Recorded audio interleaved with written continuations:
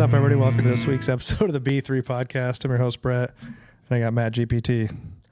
That's it. That's it. That's all we got. Yeah, thanks for being here. See you later.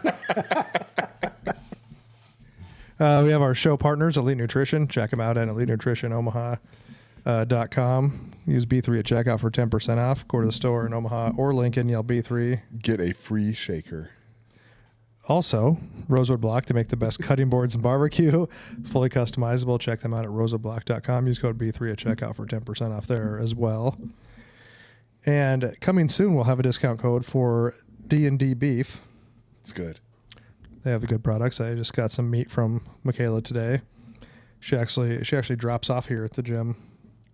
It's one of her drop-off zones. People want to order. But yes, we'll have a discount code with them sooner than later. Nice. That's fucking cool. Yeah, so I'm going to try some of their... Actually, Matt and I are going to try some of their beef short ribs. What are you going to smoke it on? The offset. Oh, all right. Yes. I'm going to try the barrel. The Yoder offset. The Yoder. Yeah. I have some oak. I'm going to try. I like oak. They're not as big as the Wagyu ones. The ribs? Yeah. Yeah. So I don't know if these are just cut differently.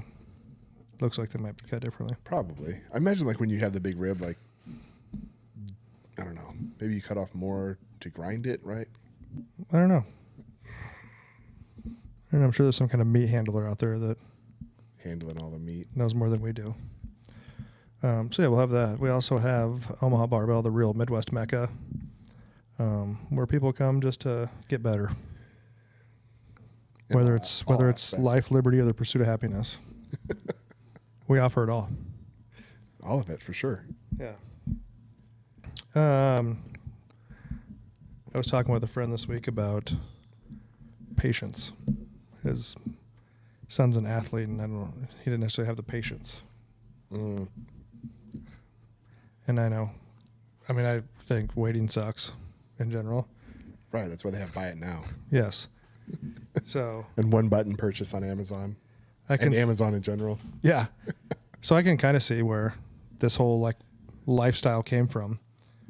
Because we used to have to send in 25 UPCs and $3 off our cereal to get a shitty free gift out of it. And then you had to wait 3 weeks for it to show up. Please allow 6 to 8 weeks for processing and handling. Yes. And now it's like, just send us a picture of the cereal box and your present will be there tomorrow. I've been at home needing something that I could have gone to Home Depot to get, but I look on Amazon and I see that Amazon will deliver it the next day between 4 a.m. and 8 a.m. And so I'm like, yep. Yeah, I almost shot an Amazon guy. I was like, my garage door was opening in the morning when I was leaving. Yeah. So it's like 4:15, and I see like headlights as the door's opening, and I'm like, well, this is weird. And it was the fucking... And you're like, it's happening. And it was one of those Amazon drivers that fucking drives their own car. That guy's life almost ended. Yeah, they got to warn you about that. Yes. But yeah, I think that there's not a lot of patience out there, especially if you are very good at something and then you try to move up to the next level. Yeah. I think it's... Right, like you're really naturally good, or maybe not naturally good, but you have a jump start, right? So I mean, we all have things that we're better at than others in some aspect. Yes. So if you just... Everybody has some kind of talent. Yes. I think everyone in the world has some kind of talent. Yes. Whether that talent is useful or not. Right. That's my favorite unmotivational poster of all time. There's 5 forks on it, and the middle one's all mangled the fuck. Yep. And it just says, just because you're unique does not mean you're useful. Yes. And I fucking love that poster so much. Yes. But yeah, I mean, if you're a high performer and you're crushing it, and then you get moved into something that you have to either work harder at, or you're now not the best, it's tough. Yeah. It's really tough. Yeah, especially like I said, if it's come completely natural to you. That's why I think a lot of times you see young athletes. Not all players are coaches. Mm-hmm. So I think a lot of times the people who are naturally good at something, not saying they don't put in hard work, but they don't always understand I think they don't understand why this other person's not doing very well. Like, Yeah. why aren't you getting better? Like, well, this drill doesn't work for me. Well, it worked. Well, I didn't do it. Well, yeah. Yeah. Yeah. I had a coach I coached with who had a saying all the time that effort beats talent when talent doesn't give effort. Also very true. That was, I think, when you run into that aspect of being just like naturally good at things, like that happened. Like I did that when I started working. I started working. I had to figure out like what the fucking job was first. And then I figured out, and then I got really good at it, and I could just kind of like coast through, and I coasted for a number of years, just being a top performer because like it really fit my skill set. Mm-hmm. And then I took a different job, and I don't think I was bad at it, but I for sure wasn't fucking good at it. Yeah. And that fucking sucked. But at least I had the foresight, and fortunately I had a really good leader who was able to be like, yeah, like no one's expecting you to be good at this. This is all skill set that you haven't done before. yeah, and it's time. Time is, like you were saying earlier, time is the only thing you can control Yeah. as far as effort. Time is the only thing you can control, and you have to keep putting that time in because it's not. You're not going to get moved ahead of everybody else who's put in the time. Yeah. Has there been anything that you've like started to do and either thought you were going to be good at and weren't good at, or like shifted because you're like, hey, I'm good at this, or like upskilled or changed division or something like that, and then you're like, fuck, I am not good at this anymore, or not as good, or something like that? I think I just always avoided things I wasn't good at. Fair. I don't know that that's the right way to do life. I'm not saying that that's the right way to do I life. think that's like our default, right? Well, you know what? I can't swim. I took swimming lessons, but I think I didn't give a fuck. So I just like whatever, this hot chick with big boobs, she'll come save me. I just didn't do it. Like I just Yeah. like my mom kept putting me in swimming lessons, and I was like, You're like, nah, I'm good. yeah. So I No, guess I think that's a totally legit and super honest answer, right? Is because we all want to be good at this stuff. Mm-hmm. Like I don't.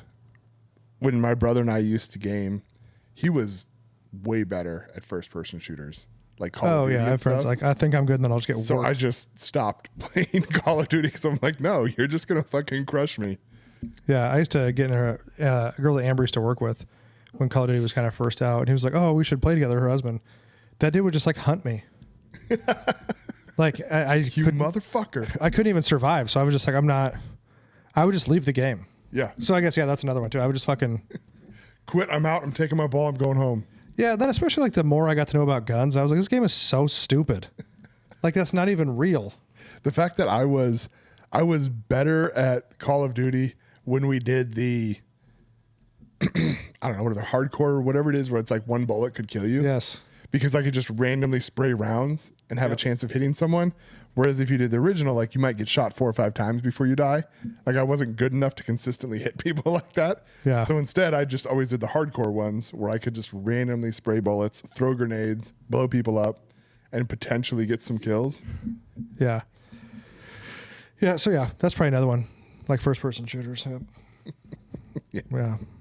But yeah, swimming is right there too. But yeah, otherwise I just try not to. I try to avoid things I'm not good at. Because they're not fun in general. Well, yeah, doing stuff that you're not good at is not fun. Right. But doing stuff that helps you get better at something you do like is where the patience game comes into play. Like you have to, like you might be the number one guy somewhere, but then you're gonna. My dad always used to say, "Rave on cat shit." Somebody will come along and cover you up. What?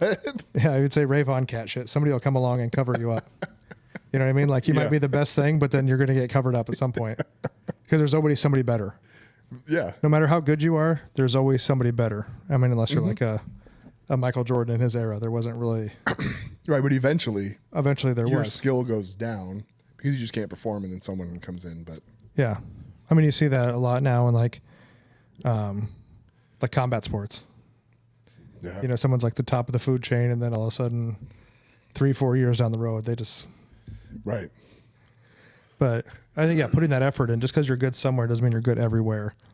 And when you go into a space where you're not the top dog, you have to decide: am I willing to work to be the top dog and be better Right. than prove that I'm better or that I deserve to be here? Or are you going to just be like, I don't really want to fucking be here because I don't want to wait to get to point Right. B.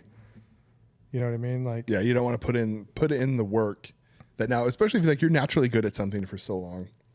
That like I had that doing sports where I was pretty athletic, and because of my size and being like pretty athletic for my size, like I could just be better. Not that I was better at the sport, I could just out physical people in a lot of things, like basketball in particular. Like never should have played basketball. Fucking terrible at basketball, but I was physical and violent and bigger. So that worked. Same that's thing. the same when you LARP those kids. Them 100%. those LARPers didn't even know what was coming until you fucking put them all down. Right, until you just beat them up because I'm like, I am bigger and stronger and more violent than you are. Just because you're a fucking nerd with a foam sword doesn't mean you're going to win. Right. Oh no, you tried to parry me. Guess what? Yeah. Doesn't work. Yeah, it's not real life. But I had like that. That was one of the feedbacks I got from a camp I went to in, was it K-State maybe? I went down there with a friend who like he was really serious. He tried really hard, practiced. I'd say I was probably a better natural athlete than he was, but he definitely outworked me. And we went down to the camp, did all the stuff. I think in most of the drills, I outperformed him. The coaches liked him more because they saw the potential of his work ethic. Like they saw that I did what I needed to win, but not much more beyond that. Whereas they saw him work from start to finish on every drill, every play, everything. And so they talked to him and had no desire to talk to me. Was that a Nebraska camp? No, I think it was K-State was the camp. Was it we K-State? went to. Yeah. And so that was like the first time that it kind of dawned on me. I was like, oh, wait a minute. So even though I'm better than him, I'm not as valuable as him. Have you had something that you're good at, but you don't care to be good at it? Arguing, I could see that. mostly in my relationship with Aaron. It rarely does me benefit to win arguments. Because a lot of like my job was defending a price position to somebody and stuff. So you have to argue, and I am pretty good at turning off emotions when it comes to that stuff. So I'm like, there's Yeah, facts. because you let babies die. We talked about it. Yeah. Yeah. And stuff. And so I'm pretty good at that and picking apart arguments and like trying to drill down to the facts when really like sometimes facts don't matter. It's like, how am I making Erin feel? Oh, I'm making her feel like a piece of shit, but I'm winning and I like winning. Oh wait, I just made her feel like shit and now I've lost twice. Yeah. So I would say that's something that like I have to consciously try to like dial back on, because it at work and other places, sure it does. And then I think we might have talked about here, like my default is like devil's advocate to like always try to find Yes, I know. the Switzerland. the counterpoint to everything. Yes. Which again is not the best position to take all the time. Even if I agree, like if something totally agrees with me, if someone has a point that totally agrees with me, that's honestly when I get the most suspicious, because I'm like, well, wait a minute, this totally jives with everything I'm saying. Something's wrong, and I get more suspicious of that, and question. But yeah, I think those are the two things that I would. I mean, I don't know if I'd want to be less good at them, but I need to like consciously dial back on those, because it doesn't always serve me well. Yeah. How about yourself? I like sports always like came fairly easy. Like I did track and football, and like I ran varsity, like my freshman year, and then like football I was like good enough to play, but I just didn't care. I quit both of them, and I think it's because I didn't like one of the coaches. Yeah. And I just don't have, I've apparently, and obviously I work for myself, so I obviously have like a problem with authority. And I think like, yeah, I was good enough to like play and be competitive, but I just didn't care. Yeah. So I just lifted weights instead. And then I was just like, my back of my head, I'm like, well, I'm not going to play, But I'll just be like the strongest kid in the fucking class then. Yeah. Fuck yeah. I don't know if I was or not, but I had to be pretty close. But yeah, I was like, I just don't care. Yeah. It's funny how like you can have, like you said, you had a bad coach. I was really good at baseball. Had a shit coach for 2 years and then just fucking quit. Was like, nope, I'm fucking done with this. But then I'll take a sport like golf, and I like to play golf, but like I play like twice a year, and every year I'm like, I'm so fucking shitty. I should play more, and then I don't, and then but I still play. And then every year I'm like the same thing. I was like, I should play more, so I don't play like Right. shit. But I don't know why, and I think it's actually weirdly a lot of people with golf. Nobody quits playing golf. No, because it's an addiction. You have Golf is a weird sport that way, right. though. But if you go out there and you shoot, let's just say you have 100 swings, you have 4 that are good and like they do what you wanted them to do, and that feels so good. Oh yeah, it's like a drug addiction. Yeah, and you have that like one, like for me, it always seems to be that I have some approach shot with my gap wedge, because like that's the one club that I know I have a really pretty good like visual distance of like how far it's gonna go. I don't have to soft swing; I just swing and it works. Sometimes I hit it. Most of the time, I just blade it and just fucking drive it. But then you have that flop shot. It goes up in the air, and you're watching it, and it hits and has a little bit of backspin, and it rolls back and stops, and you have like a perfect divot. It looks cool. It feels good, and you're like, "Fuck yeah, I meant to do that." And then the next one, you spray into the lake. Yeah. I don't know. Golf is a weird one though, that people will just keep like. Just fucking keep punishing themselves. Yeah. I don't know why, but it's kind of like, I mean, like even like shooting. We went and shot with Lane, took that class with him, and man, you think you can handle a gun, and then you see someone like that, and you're like, oh well, this is not. Right. And with him, it wasn't even like his shooting I expected to be great, but it was just like him handling the gun, him operating the slide, the magazine, how he like put it back in the mag pouch, how he snapped it onto the magnet. It was like everything about The it. fact that he pulled the gun out of that box that he had never shot before and just like was just like shooting lasers with it. Yeah. But it was just like the mechanics. I was like, oh, but I think that's also like shows you, like differentiates. Cause I mean, we could have been significantly more naturally talented than him. I don't know if we are, but we could be.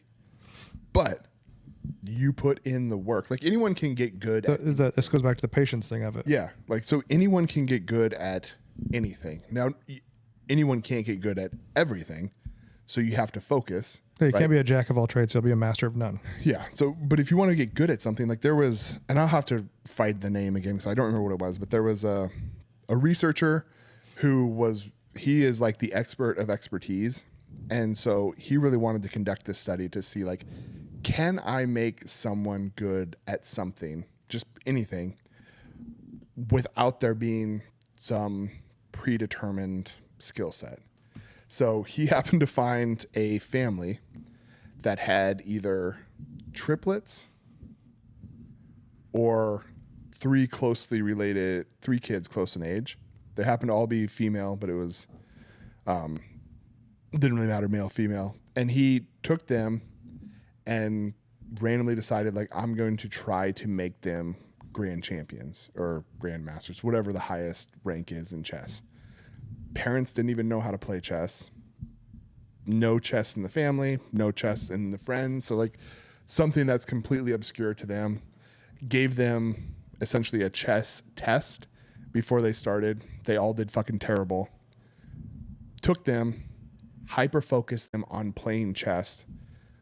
The first one became the youngest female grandmaster in either the state or the country.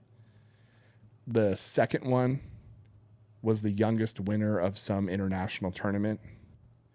And then the third one had like super high rankings, but then she just went like, fuck it, I don't care. Like, I'm done with this shit, and just stopped.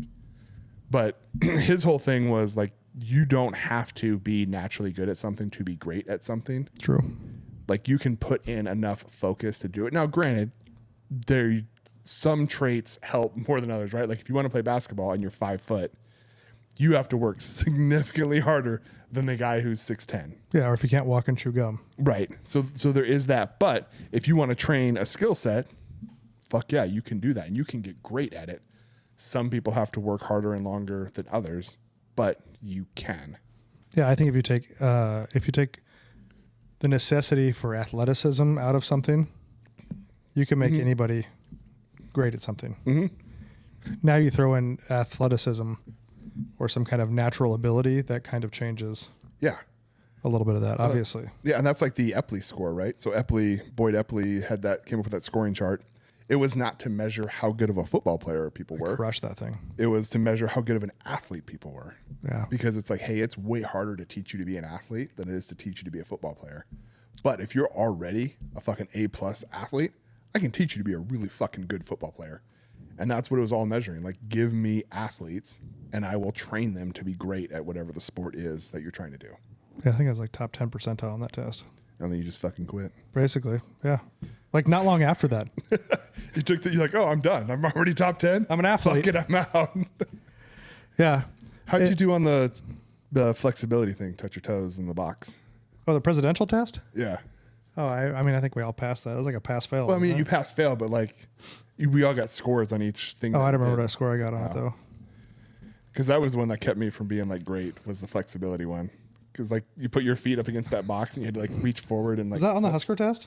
No. Or just the school test? Just Okay. the school test, yeah. Yeah, no, I don't remember that. But yeah, I had my, I think I have my Husker test, a picture of it somewhere. You'd sent it to the group at one point in time. Yeah, just to say how fucking legendary I was. Yeah. Yeah, I mean, it did have a gold star on it. Yeah. And then, yeah, I just quit after that. Once you've proven fucking excellence, I don't think you really have to go any further. Right, I mean, but that's the thing is like once you've Such a achieved dick thing to say. excellence, right? Once you've achieved excellence, like you can retire. You're good, man. What was that what Andy said? Personal excellence is the ultimate rebellion. Yeah. And so you rebelled to the max and But, and maybe that was my own thing where I was like pretty good and I put a lot of work into it, so I didn't give a fuck. Where some people, if they're really good at something, they're just lazy about it. yeah. Maybe that was my own. Yeah, it was like the drive to be better wasn't bigger than the work effort it would take to get there. And so you're like, Yeah. this isn't worth it to me. I have other things I want to do. And so like the kid with all the ability and the talent and did well where he was at, didn't really have the patience or want to. Yeah, you don't have that desire. And I mean, that's a cultivated thing. Like some of us are born with a little bit more than others, but otherwise it's a cultivated thing. Like if you haven't had to work hard to get something, like it doesn't mean as much. And so it's easier to walk away from, and you don't feel like you invested as much and all that good stuff. Yeah. But I think for ultimate, like later on in life, you're going to have to wait. Like if you want to be successful. Yeah. I mean, the Time is highest- something that you can never speed up. Like I was saying like earlier, like I've seen people in business, like they want to go from A to Z, but skip B through Y. Yeah. And you can't. No. Because the lessons that you learn in between is massive. Right. I mean, the human body and psyche is, I think Nassim Taleb coined it, anti-fragile. Right. So the more you test it and train it and not abuse it, but work it, the stronger it gets. Like an immune system is anti-fragile, right? The more you expose it to, the better and stronger it gets. Whereas like a teacup is fragile. It doesn't matter how many times you drop it, it's still going to break. It's not going to get any tougher. So by doing those things and accomplishing those things, you get more resilient, you get better, you get tougher, and you build up that reward feedback loop. That's, I have to put in work to get this reward. This reward means more to me after work than it does. Like if someone gives you $1 million versus if you worked your ass off working 12-hour days, 7 days a week for 4 years to earn that $1 million, Usually how you value it is very different. that $1 million is worth a lot more. So if you just naturally have all the talent, you didn't really have to work, success doesn't mean as much to you versus if you're in doing 2-a-days every day. Like that success making the starting team means more to you after putting in all that work than you just show up and you're like, oh, well, I'm just jacked and great. Yeah. And I think even if, like, you walk away from it because you don't have the patience for it, is that like a direct reflection of what your life's going to be? Not necessarily, but I think Yeah. you need to learn that, like, you need to, like, there's going to be some work involved in things in life. And so you need to figure it out then. Like, hey, I know it's going to take work for me to get to this spot, but I just don't care to put the effort into this particular event. But you have to know that going into other things, because if you don't, like they talk about entrepreneurs that fail all the time, I think that's part of it. They don't go in with the idea that like, oh, I might have to work like open to close every day. You know, I'm not just going to come in here and just pick my hours and I'm just going to sell all kinds of products. So I'm going to, you know what I mean? I thought that's how it was. Like you just subscribe to Entrepreneur Monthly and they give you a business to do. And like, you just, Yeah. Cause I mean, what's that like with inventors? Like how many inventions they have before one that actually like catches? It's like some fucking crazy number right. of how many inventions they have before there's one that actually takes hold. Yeah. And I think it's a really interesting kind of nuance to it, is that there's a difference between quitting and I don't know if we call it like changing, right? So like if you just quit, right? Because you're like, this is too hard. I don't want to do it. Whatever. I don't want to work that hard. That's quitting and that's not good. But if it's something that you're just changing, so like powerlifting, right? At some point we stopped competing. At least I stopped competing because I kept getting fucking hurt and it wasn't worth that to me anymore. But I didn't just stop doing stuff. I changed because this interest, like the attaining that success, wasn't worth it anymore because my value on that had gone down. The value that I placed on that had gone down enough that it wasn't worth it. But my value on other stuff, like not blowing tendons and being healthy and stuff, like that went up. Yeah. The old risk to benefit ratio. Yeah. And stuff. And so you just make that change. And same thing with like shooting, right? So shooting now, we took that class with Lane. I think we were interested in it before. That's kind of piqued our interest, but it's always something that we've kind of been there. So now my shift from being like, maybe I was going to go do something else, like, I don't know, we'll just say I wanted to go run. Never wanted to run. But if I was going to start running, and then I'm like, well, actually, like, I'm more interested in shooting than I am running. So like you shift that change over. So I didn't quit running. I changed to go over to this other thing. And I think that's an important nuance for people to understand and not lie to yourselves to be like, oh, I didn't quit. I just like shifted top. I shifted. Did you? Or did you just quit? Like, did you stop because you went through that mental equation and the math didn't make sense anymore? Or it was just like, this is too fucking hard. I don't want to do this anymore. Yeah. And that's fine. Being honest with yourself to an extent is fine. Yeah. But you have to know that you can't continue through life just being like, well, right. Well, I mean, you know what? You can, if you don't ever want to achieve anything in life. You can keep just going like, oh yeah, this is fucking hard. So I'm just going to like do the easier one. Well, you know what the easier one doesn't do? Get you fucking paid. Most of the time, yeah. If you want to get fucking paid, the hard stuff is going to get you paid. Yeah. I mean, you look back at, like after your 10-year class reunion, you're like, that went by really fast. Like med school wouldn't really have been that long. But I didn't want to fucking do it. But I understand why this dude's making this kind of money. Yeah. You know what I mean? I understand why a plumber makes the money they do. I don't want to dig a ditch or a trench, whatever you want to call it. I don't want to lay under somebody's sink and put this shit in. But you want to pick up people's granola bars off the floor in the bathroom. Yeah, what the fuck? Who just leaves a whole granola bar on the ground? Right. I mean, just fucking. But opening this gym, Amber and I both knew this was going to be a lot of work. But we knew that, and we were willing to do it. We missed a lot of things. There's plenty of times I haven't hung out with people or fucking done family things or couldn't go places. We don't go on more than like a 3-day vacation 99% of the time. But you kind of know that going in. But you can't just be like, well, I'm just going to open a business and just keep my life going how it is. And that's not going to fucking happen. If you want to be successful and get fucking paid, you got to put time in. Yeah. I mean, there's always the stories out there of people who start the business, it kicks off, explodes for whatever reason. They don't have to work that hard. Someone buys it, whatever. Yes. Like, that happens. But those are always outliers in every scenario. That's the outlier. So you think about how many entrepreneurs are successful. Like you're already the outlier of the population, but now you want to be an outlier within an outlier. Yes. And stuff. And so it's like, I mean, you could hope for that, but you need to be prepared for something else. And in sports, you can say what you want to. Some of those guys are naturally talented, but they still put in their time. Right. They're still going to put in time. I mean, you talk about, you listen to Bo Jackson talk, and he's like, oh, I never had to train. I never had to do this. Okay, cool. Maybe he didn't. Yeah, him and like totally Deion believe Sanders are outliers. Right.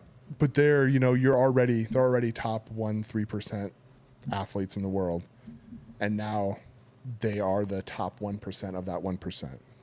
Right. So again, you're going to have to put in work. You're going to have to do that stuff. I mean, look at Michael Jordan. He wasn't actually the best player on the team.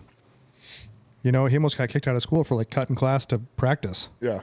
But he practiced nonstop and put the effort in. But yeah, nothing good in life.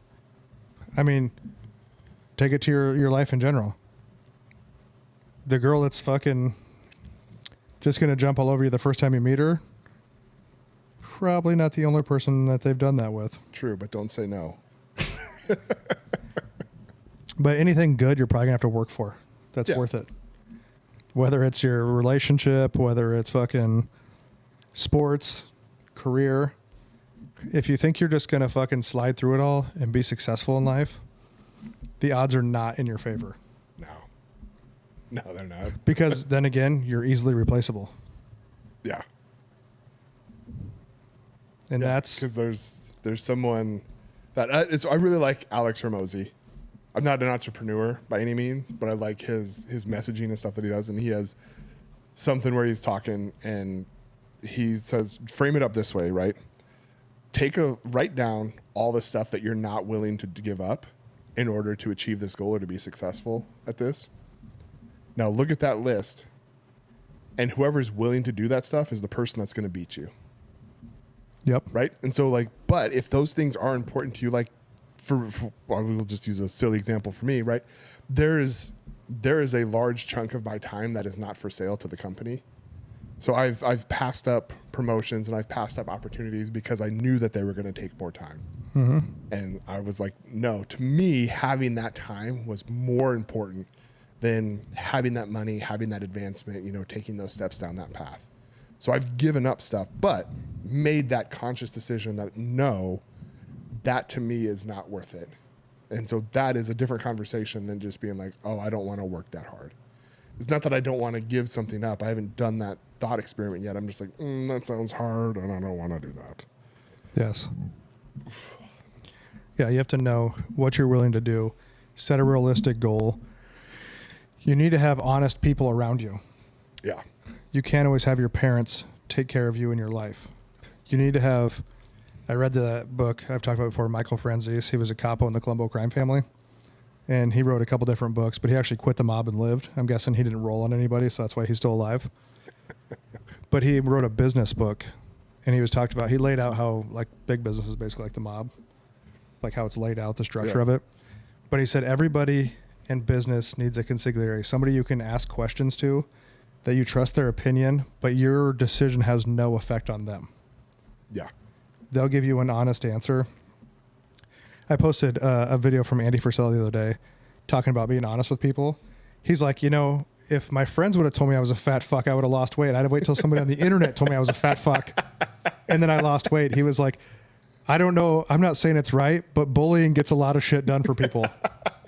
But being honest with people, especially your friends, you know what I mean? But also if you're the other end of it, you're the business person or you're trying to make a life decision, talking to someone where that decision is not going to financially or personally affect them. And and it's someone you have to trust. Like I have someone that I can talk to about business things, that I can ask things, and he's a lot wiser than I am, and he's been in the game for longer. And I know that he's going to give me the right answer. Right. Not like like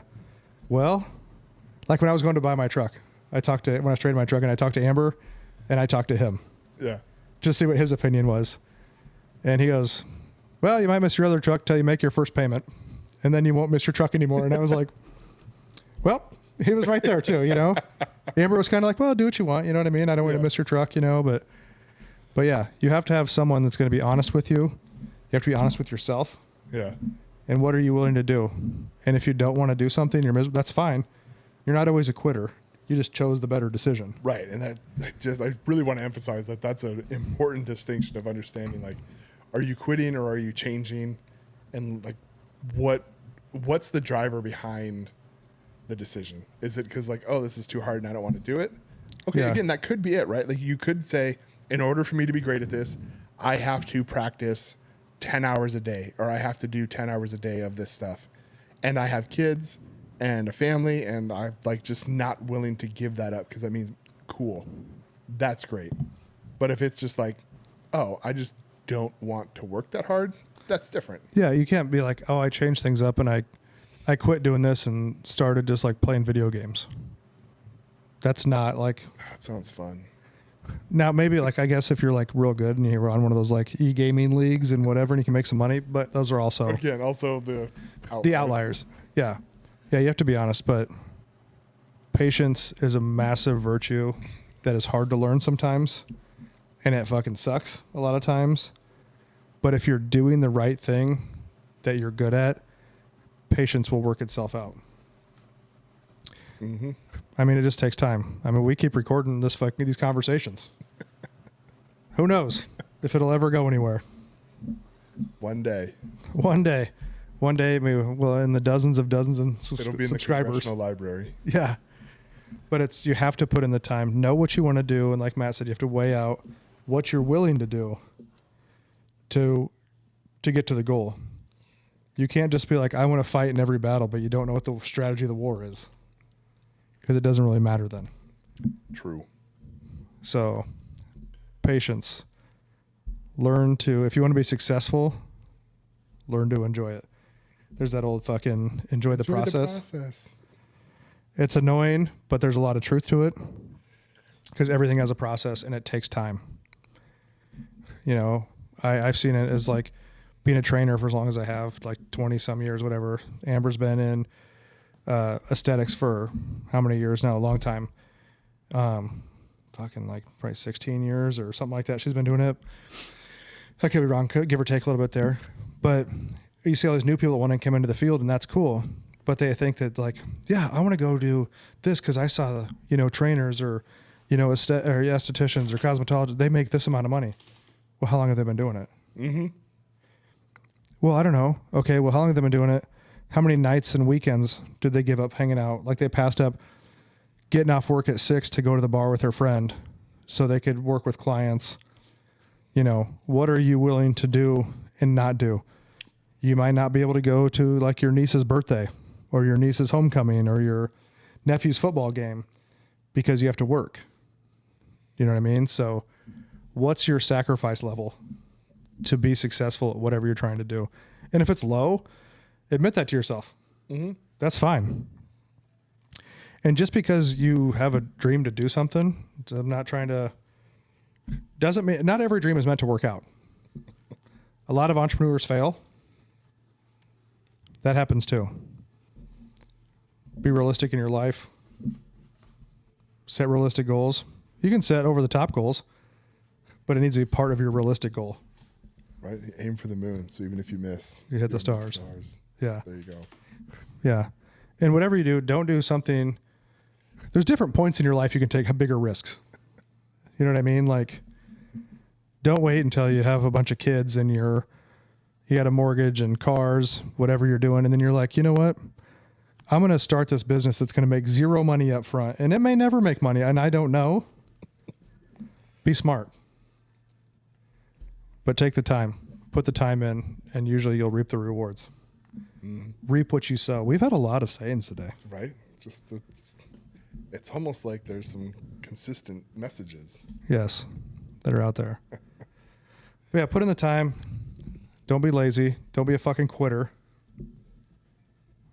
And if you're, what Rob Bailey say, if you treat people right and give a fuck, it'll work out. Fair. Overpromise and underdeliver. Just kidding. Underpromise and overdeliver. I took a moment. Wait a minute. Yeah, you literally looked confused. That sounds right. So yeah. I don't think it is. But put in the time because it doesn't get easier. You know, if you're quitting something hard and thinking you can go somewhere and it's going to be easier, it's probably not worth the time. Yep. Do you got anything else, Matt? Nope. Nailed it. All right. You know, we haven't said it for a while, but you know, try to be a little less shitty every day. Yep. That's the real goal in life. And We'll get that D&D beef discount code figured out. Like, subscribe, share, follow. We appreciate you guys listening. Tell your friends, even if you don't like us. Spread the word. And we'll see you guys next time.